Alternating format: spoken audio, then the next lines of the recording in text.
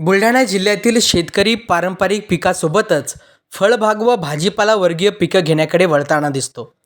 मात्र पिकाला योग्य दर मिळत नसल्याने शेतकरी कर्जबाजारी होत असल्याचं चित्र पाहायला मिळतं.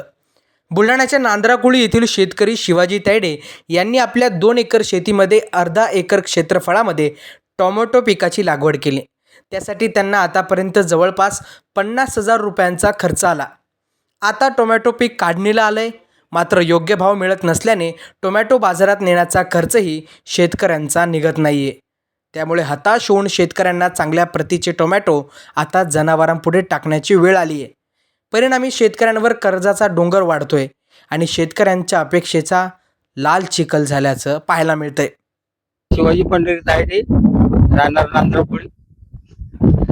किती एकरात तुम्ही टमाटे लागवड केली? मी अर्ध्या एकरात टमाट्याची लागवड केली. काय सध्या परिस्थिती आहे?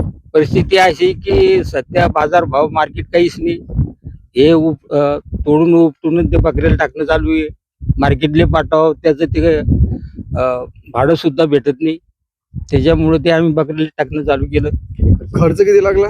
खर्च 50-60 हजार रुपये लागला. काय काय बांबू, खर्च आहे? तार सगळं विक्रीच आहे ना. ते केन, बांधकाम, पुन्हा औषधी खर्च. एक पाळी काढायची 3,000 रुपये खर्च लागतो. खर्च निघाला का त्याच्यामधून? खर्च म्हणजे कर्जबाजारी झालो साहेब. मी सगळं घाट्यात काम आलं.